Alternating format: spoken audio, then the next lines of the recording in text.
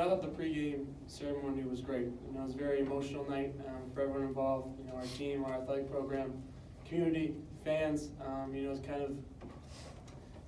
of through that tragedy, it kind of brought everyone closer together. I think that was kind of exemplified tonight. So very thankful that we were all able to have that moment and share that moment with one another.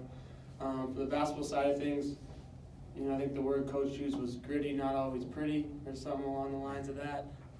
It's the first win. They're a very scrappy team, play a very different style than we do, so it's always a tough matchup. But you know what? We stuck in there, and it was gritty, not always pretty, but we got the win.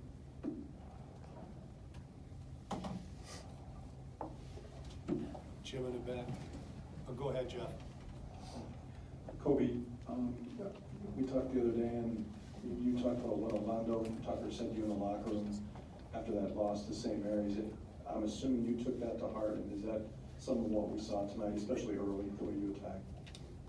Yeah, he just told me after that last game, just took him a lot of games like that, kind of struggling to get to where he was. So, like I told you, that's something that really hit home, and the coaches definitely were feeding me confidence. They just said, it's a long season, you gotta stay aggressive, but get better and learn from it. And I think it was another step forward tonight. So we were telling him to be aggressive too. Yeah, and the teammates, I'll give them credit.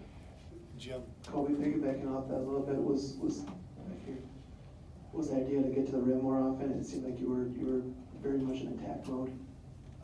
Yeah, that's kind of how I've been throughout practice, and then St. Mary's, I just got a little rattled early on, and I kind of took my foot off the pedal.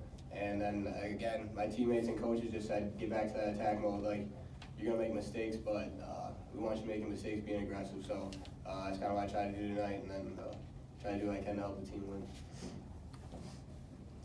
Jeff.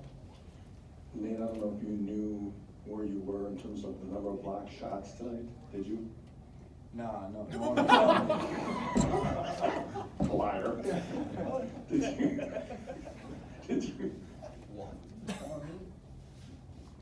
Did you hear the students hoping that you would get a chance? Yeah, I heard them, but I'm still going for the blocks.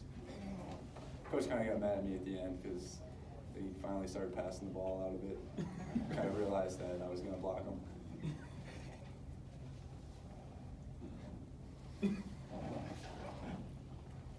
Brad, we're only 2 games in the season. Is it fair to say it might take you guys some time to kind of find yourself, find an identity with so many guys in new roles? That's fair to say? For sure, I think that's true with every team. They have people coming back. When everyone has a year to develop and fit new rules, and guys leave and guys come in, that always takes an adjustment period.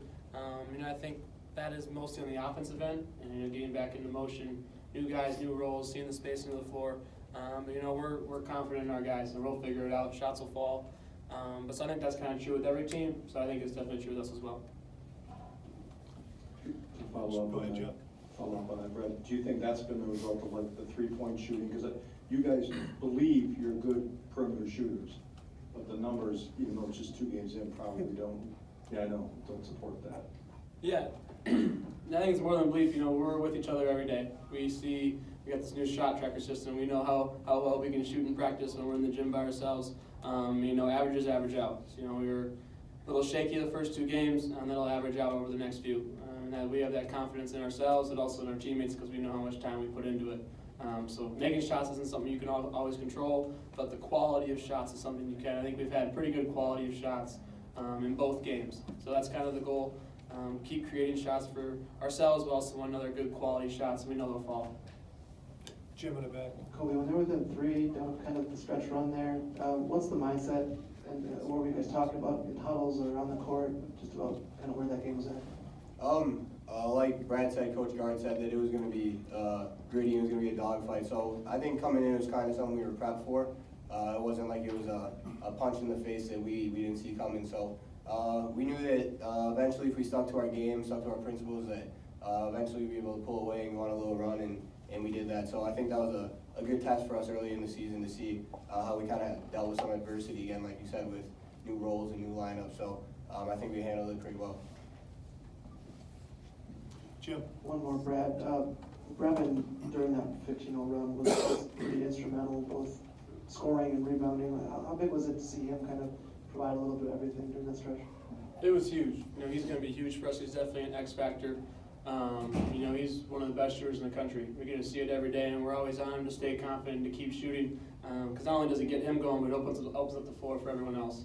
And so we always know he's going to be a good shooter, but he always brings that effort and energy on the rebounding, whether it's loose balls, defensive end. He definitely had his nose in his face in a lot of things tonight, so that's big time. Definitely those kind of plays are energy plays that we all feed off of. So it's huge to get him going, and we expect that to continue. Okay.